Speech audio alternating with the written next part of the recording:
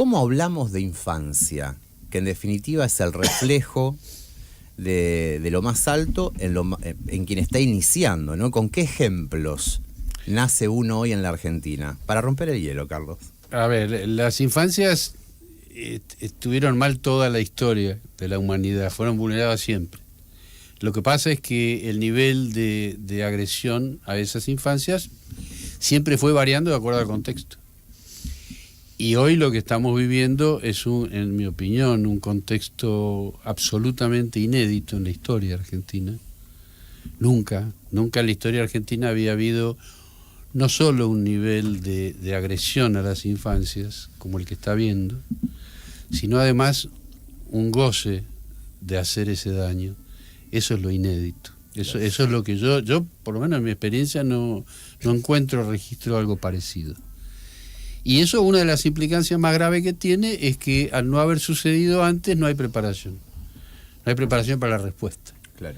Y creo que ese es un analizador importante porque no se está hablando de eso. Es decir, la dirigencia política en este caso, y la educativa y los distintos ámbitos, no se están replanteando qué hacemos ante la falta de preparación a este tipo de agresiones. Y eso lo que hace es permitir el avance de las agresiones, sin respuesta, por lo menos sin respuesta adecuada. Esto no se resuelve con un discurso o con un diagnóstico o con un comentario. Esto requiere una proporcionalidad en la respuesta que no se está efectuando, no sé si soy claro. Sí, sos claro. Y también pienso en la falta de claridad que evidentemente está teniendo la clase política para poner los límites necesarios a esta avanzada que está habiendo, imagino. ¿Cómo lo consideras? Es que es exactamente lo que yo pienso. El tema es, la clase política está siendo, aunque no lo quieran aceptar, fueron disciplinados también. Por eso es la falta de proporcionalidad en la respuesta. Entonces, si uno se toma el tiempo de analizar los discursos de oposición, lo que ve son críticas, a lo sumo alguna crítica encendida, algún diagnóstico sobre que el presidente no está bien o que no es correcto lo que está haciendo. Pero hasta ahora yo no he conocido una medida desde el primer día de gobierno de Javier Milei de parte de la dirigencia opositora que tenga efectividad. Entonces lo que hay que analizar es, bueno, ¿qué es lo que está pasando? En lo personal, y perdón la autorreferencia, pero nosotros le hemos pedido 10 juicios políticos a Milei. Y fue lo mismo que nada, fue perder el tiempo. Porque había toda una maquinaria instrumentada por Martín Menem, que es un delincuente, que frenó la comisión de juicio político en su inicio, ¿se acuerdan el episodio con Pagano? Exacto. Y eso desarticuló cualquier mecanismo de juicio político, porque si no hay comisión no hay juicio político. Y eso hubiera requerido una respuesta política que no existió. Y todas nuestras quejas como firmantes, o yo redactándolos, no sirvieron para nada. Carlos, ¿cómo identificás las principales agresiones o violencias que reciben hoy las infancias? Nosotros tenemos un sistema de protección en Argentina que es extraordinario en lo teórico, ¿sí? Tenemos una normativa que, a mi entender, es de las mejores del mundo. En teoría, estamos hablando en la redacción. Formamos parte del sistema internacional de protección de los derechos humanos y de los niños, del sistema interamericano de protección, ¿sí? En un caso Naciones Unidas, en otro caso Corte Interamericana de Derechos Humanos, y toda la legislación que está por debajo fue adaptada a ese nivel de protección internacional. Bueno, todo eso hoy no está funcionando.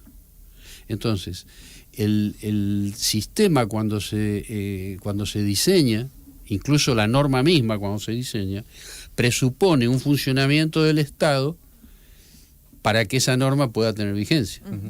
Hoy lo que estamos viviendo es que ese Estado no está funcionando, que es intencional porque fue anunciado, por supuesto, por Javier Milei, pero no se está estudiando siquiera qué consecuencia tiene esa desintegración del Estado que él está llevando a cabo en una niña de un pueblo de la Argentina que no está recibiendo la protección que le prometió la ley. Esto me parece que es una cuestión central.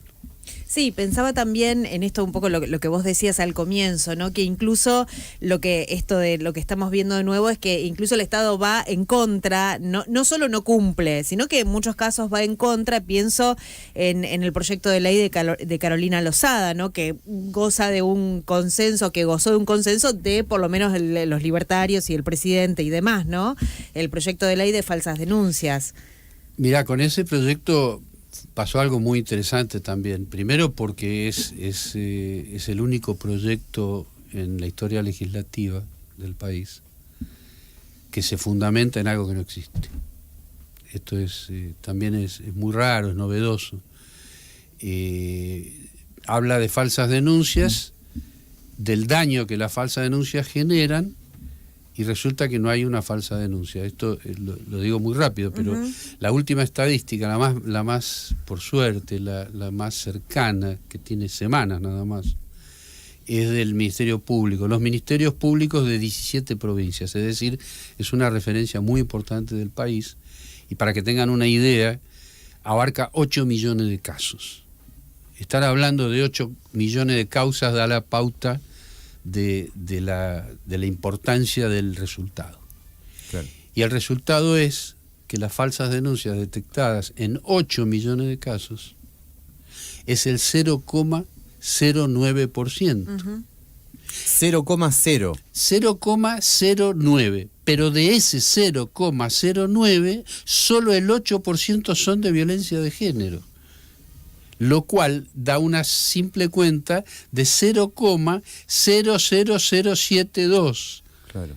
Lo cual claramente es absolutamente inexistente desde el punto de vista estadístico en el mundo. Es decir, esa cifra de los ceros equivale a nada. A nada, claro. Bueno, en esa nada se basa un proyecto de ley en el cual, al no tener un caso real, lo que hizo la senadora Lozada es un desfile de pedófilos, de violadores de hijos, en el Senado de la Nación, los exhibe como mártires, como víctimas, lloran y tienen todo un público que los aplaude emocionados. Entonces, eso es parte, yo lo cuento así porque es parte de la realidad que nos está pasando. Es decir, fabricar un proyecto de ley en base a algo que no existe e instalarlo como un tema gravísimo para la sociedad. Eso yo creo que da la pauta del problema parte del problema que estamos viviendo. A tal punto que su propio partido ha sacado comunicados desde todas las tribus del radicalismo en rechazo del proyecto Lozada. Sí, incluso hablaron de expulsarla del partido. Inclusive. O sea, lo cual está mostrando Ahí hay dos cuestiones, Carlos. Una, para también sumar al oyente el dato, el planteo que hizo un sector de radicalismo de expulsión de Lozada tiene que ver con dos cuestiones. Una, el proyecto del que estamos hablando, las falsas denuncias, y la otra también por el extremo vínculo o el íntimo vínculo, es amiga personal, el íntimo vínculo que tiene con el presidente de la Nación y el alineamiento ideológico, ¿no? Son los dos motivos por el cual pidieron la expulsión. Sí, y ahí lo interesante es que por primera vez, desde que asumió Milei, en el radicalismo están tomando nota de eso. Porque hasta antes de eso había como una coincidencia incluso con muchas cosas del gobierno, de parte me refiero al partido oficialmente. Y fueron las mujeres del radicalismo también. Absolutamente. Sí, lo que pasa es que, Ana, como ha pasado en la historia en otros aspectos, cuando se cruza algún tipo de línea, no es necesario que cruzar esa línea signifique una reacción adecuada, pero sí a veces pasa. Claro. Pasó en este caso con el radicalismo, es decir, Lozada, lo que pasa es que Lozada además es muy grosera, es una mezcla, yo creo, no sé, es una mezcla la vi una sola vez, que fue cuando nos hizo juicio, nos demandó ella y el ministro de Justicia, y entonces tuvimos la audiencia de mediación y la tuvimos enfrente. Ahí yo pude comprobar. Son personalidades muy, como la del ex ministro Cunio Libarona, son personalidades muy perversas que tienen mezcla de desconocimiento con maldad, y es una combinación brutal, ¿no? Recién hacías una descripción de lo que significa el proyecto Lozada en números, ¿no? Estadísticamente. Ayer nos visitó un juez de la provincia de Santa Fe, que es el que está encargado de juzgar a el régimen penal juvenil, es un juez del régimen penal juvenil, Alejandro Cardinale. en función de lo que va a ser la baja edad de imputabilidad que empieza a funcionar a partir del próximo 5 de septiembre. Y nos marcaba su rechazo a esta ley que fue aprobada ya hace 6 meses atrás por el Congreso de la Nación, diciendo que se trata de populismo judicial, punitivista, populismo punitivista. Pero retoma a un colega de Neuquén que dice que ya no es populismo, sino que es terraplanismo, que lo llevó a ese término, terraplanismo judicial. ¿Entra en ese mismo marco, el de terraplanismo judicial, el proyecto de Lozada? 100%, porque ese concepto tiene que ver con el contexto al cual aludimos al principio. Argentina está viviendo un contexto inédito y se podría hablar mucho tiempo, pero doy un ejemplo, 2 ejemplos. Uno es el del senador Pagotto, Juan Carlos Pagotto, que estaba al lado, exacto, en cada presentación del proyecto de parte de Lozada, de promoción del proyecto, en el Senado de la Nación. Y ese hombre en julio del 2024, siendo ya senador de la Nación, en el recinto del Senado propuso despenalizar los padres que vendan a sus hijos, con una salvedad, siempre y cuando no sea habitual. O sea, no podés vender uno, no 10. Pero no muchos. Ponele, no podés vender para muchos ponerlo hijos. En estos términos. Eso en otro momento hubiera hecho que lo desplacen del cargo, sí, y claro, seguramente algún diagnóstico, qué sé yo, algo. El hombre no puede ser senador seguro. Bueno, él es el que promociona el proyecto. Te estoy diciendo ejemplo de lo que estamos viviendo. Y el otro también, que son muchos, es Lilia Lemoyne, sosteniendo que la Tierra es plana. O sea, no hay algo más explícito que eso. Entonces, cuando un diputado de la Nación que está encargado de elaborar normas que regulen nuestra vida diaria sostiene que la Tierra es plana, no puede ser diputado. Pero hay 150 diputados alrededor que deberían levantar la mano para decir, no, esta señora antes de jurar ya había dicho que la Tierra es plana. Claro. No hubo una mano. Entonces, claro, es doloroso lo que estoy planteando, pero es para salir solamente, es decir, no centrarlo exclusivamente en el desequilibrado o en el perverso, como el caso de Lilia Lemoyne, Javier Milei, etcétera, Carolina Lozada, sino en qué contexto permite que eso suceda. Yo creo que recién cuando analicemos el contexto en la profundidad que corresponde, vamos a poder empezar a ensayar algún tipo de respuesta. Pensaba, es interesante esto que planteas, pero también quería preguntarte, digo, cuando estos proyectos, más allá de que, bueno, de que no salgan o demás, pero que se empieza a hablar de este tema, con casos además, y se exponen incluso a infancias o a personas, o a niñas, niños, adolescentes, ¿no? Para decir que hicieron una falsa denuncia, y hubo casos tremendos, que si no me equivoco denunciaste también. Pienso, digo, ¿cuál es el impacto que tiene en niñas, niños, en madres, en personas que están siendo vulneradas, ¿no? El hecho de que esto se plantee, de que se empiece a hablar. Lo que se está logrando y trasciende el tema solamente de agredir las infancias, lo que se está logrando es un disciplinamiento en todo el país, en todos los temas. Por eso por eso no reacciona la dirigencia política y el Poder Judicial tampoco, porque lo que preguntabas sobre el terraplanismo judicial, en mi experiencia, yo estuve 25 años como juez de cámara, haciendo juicios en 2 ámbitos distintos, provincia de Río Negro y federal. En ese trayecto de 25 años hice alrededor de 4.500 juicios, que es una cifra muy alta porque en realidad es un cargo que no se suele tener tantos años, el de estar haciendo juicios, pero a mí me tocó hacerlo. En esa experiencia yo lo que vi es que con distintos gobiernos que generaron distintos contextos, la actitud de los miembros del Poder Judicial iba variando en su mayoría, es decir, se iba modificando para bien o para mal de acuerdo al contexto que estábamos viviendo. Incluso puedo dar un ejemplo, diría casi extremo por el valor que tiene como ejemplo, que es el caso del presidente de la Corte Suprema de aquel momento, que era Ricardo Lorenzetti, de acá, de esta provincia. Ricardo Lorenzetti, en el momento de los juicios, del momento más álgido en lo personal, que fue con la desaparición de López y el juicio de Checolás cuando termina, yo tuve que interactuar con él exigiendo, reclamando primero y exigiendo después una colaboración de la Corte Suprema que él se encargó de dar. Y es la misma persona que en otro momento le están reclamando que no está haciendo lo correcto. Entonces, cuando uno lo analiza, como esto que estoy contando me pasó a mí, por eso me parece correcto y honesto decirlo, esto está mostrando de que el contexto influye en cada persona, pero sobre todo desde el ámbito institucional, porque tiene que ver con lo corporativo, tiene que ver con lo anímico, tiene que ver con el miedo, tiene que ver con una serie de factores que son las que terminan condicionando a los funcionarios para que hagan una cosa o que hagan otra. Claro. Hablamos de infancias infancias vulneradas. Hay una actividad que va a ser este jueves, o sea mañana, a las 6 de la tarde, que es la presentación de la investigación Alineación Parental, una nueva forma de violencia de género contra mujeres, niñas y niños en América Latina y el Caribe. Es una investigación de CLADEM y Quality Now. Va a estar a cargo de la abogada Alejandra Tolosa, que está coordinando a nivel nacional CLADEM Argentina. También a las 6:30 el panel con Natalia Matielo, Carlos Rosansky y Telma Fardín.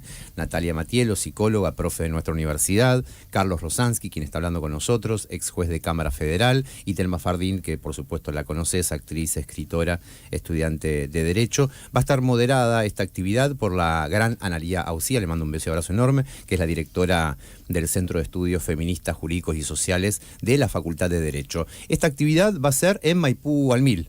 Mañana en Maipú al 1000, desde las 18 horas, Infancias Vulneradas, una mirada interdisciplinaria. Volvemos a la infancia y preguntarles sobre lo que estamos viendo y también analizando, que tiene que ver con los consumos. ¿Cómo analizás lo que están apareciendo como fenómenos bien de coyuntura? Hablo de los últimos 2 años, donde los consumos, hablo de manera general y transversal, para no quedarme solamente en cuestión de sustancias nada más. Hablo de pantallas, hablo de consumo propuesto por el capitalismo en el más amplio de los aspectos. ¿Esos consumos atienden las problemáticas e inquietudes de esas infancias vulneradas? Porque en definitiva pareciera que hay parches simbólicos, pero nada de fondo, y el problema se sigue cultivando, ¿no? Los problemas de la propia infancia. Quería pedirte una reflexión sobre coyuntura, cómo pensar lo que están padeciendo las pibas y los pibes básicamente con lo que propone el sistema a nivel general. Es que no se puede separar de lo que hablábamos antes, del contexto.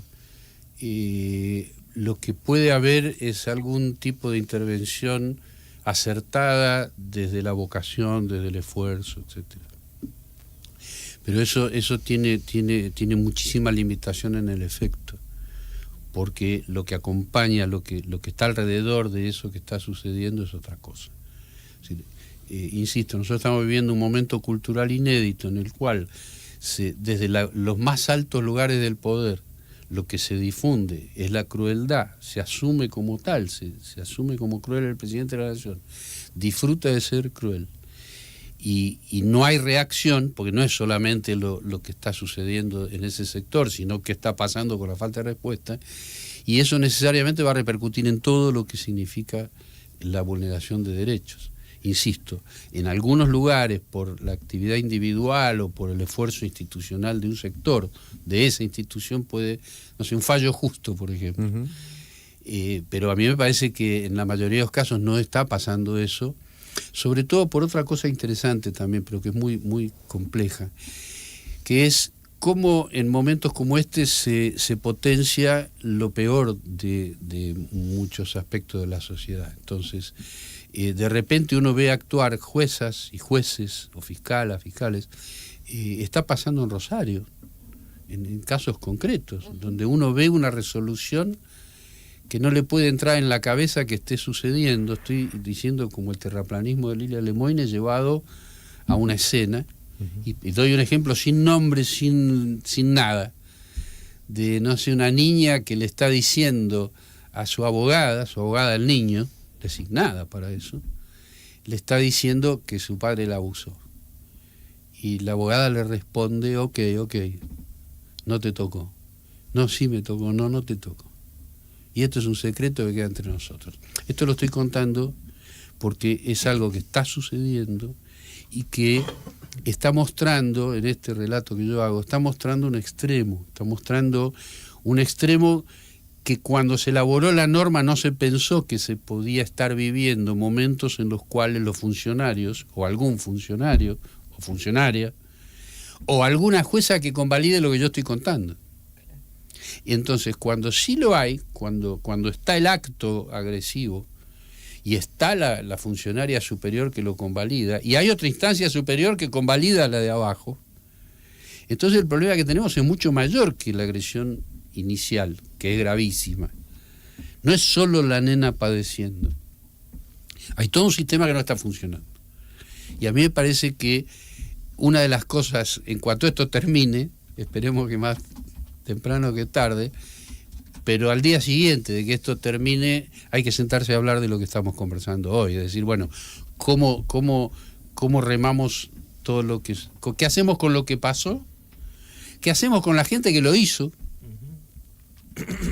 Porque si vos seguís teniendo en cada cargo los mismos que están haciendo este desastre, la cosa no va a funcionar. No sé si Sí, queda claro. Queda claro, por aparte lo que tenemos que hacer es lo que estamos haciendo, que es debatir, reflexionar y exponer la problemática, básicamente, porque en definitiva lo que sí está sucediendo hoy, Página 12 lo expresa y lo grafica muy bien en su tapa, que tiene que ver con un gobierno, está gobernando el mercado, está gobernando el empresariado argentino a través de un personaje que fue asesor de ellos durante mucho tiempo. Ni siquiera un asesor de la primera línea, siempre fue empleado de asesores. Está gobernando la Argentina. Claramente, cuando gobierna el mercado nos encontramos con este tipo de situaciones extremas que pareciera que habilita todo. Después ahí hago un largo porque no termino de saber si es una búsqueda de batalla cultural, como charlábamos con Gerardo la semana pasada. La derecha tiene una agenda que va cumpliendo rigurosamente con sus tiempos, pues la va cumpliendo y esa agenda va avanzando. En esa agenda está el capítulo cultural también. ¿Cómo juegan los medios? Es otra gran cuestión. Pensaba mientras estamos charlando en otras instituciones, de cómo juegan. Mencionamos a Lorenzetti, podemos pensar también en una institución que es menos móvil, está más estanca, o pareciera que está más estanca, como es la Corte Suprema y mayúscula la justicia, ¿no?